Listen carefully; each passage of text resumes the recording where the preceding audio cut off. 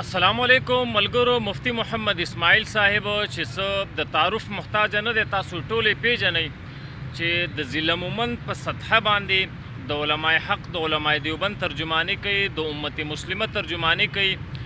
دغه مفتی محمد اسماعیل صاحب د اسرائیل د پروډکټس د هغې خلاف یو کمپین شروع کړی دی په ضلع مومند کې. خو افسوس چې په ضلع مومند کې د پنجپیریانو حضراتو د طرفه د مفتی محمد اسماعیل صاحب مقابله روانه کړې د پنجپیریانو او باقاعده د اسرائیل مصنوعاتو د هغوی د پروډکټس دفاع شروع کړې ده.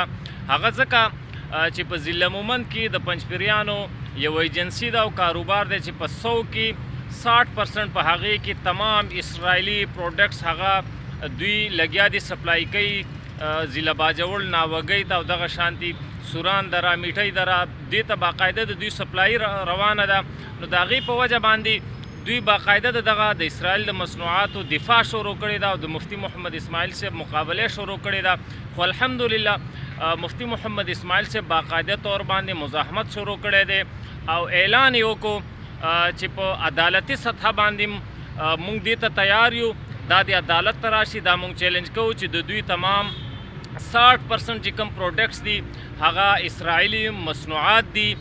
خو پنجپیریان د دې منلو ته تیار نه دي.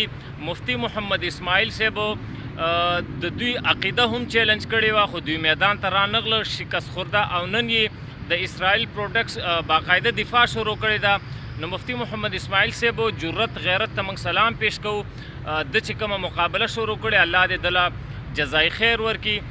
د ضلع مومند په سطحه باندې د نظریاتي اختلاف باوجود د جماعت اسلامي والم د مفتی محمد اسماعیل صاحب سره کلک ولاړ دي. د پی ټی آی والا ډیر ملګري هم د مفتی محمد اسماعیل صاحب سره ښه کلک اوږه په اوږه ولاړ دي. هغوی ته پته ده چې د مفتی محمد اسماعیل صاحب خبره حق ده، سچ ده. د اسرائیل د تمامو مصنوعاتو بایکاټ پکار دی. خو دغه پنجپیریان حضرات افسوس چې د جمعیت علماء اسلام په مخالفت کې دې حد ته رسیدلی دي چې کل کر مخامخ راځي او د اسرائیل دفاع کوي، د هغوی د مصنوعاتو د پروډکټس باقاعده دفاع کوي او یو کاروبار یې شروع کړی دی د یو 15 روپو دپاره. نو لعنت شه په دغه پیسو شه، لعنت شه په داسې ګټه باندې شه، لعنت شه په دغه کاروبار باندې شه چې دا د مسلمانانو په وینو باندې چلیږي. د غزه او د فلسطین د ماشومانو، زمونږ د میندو، د خویندو او د مسلمانانو ورونو په وینو باندې چلیږي.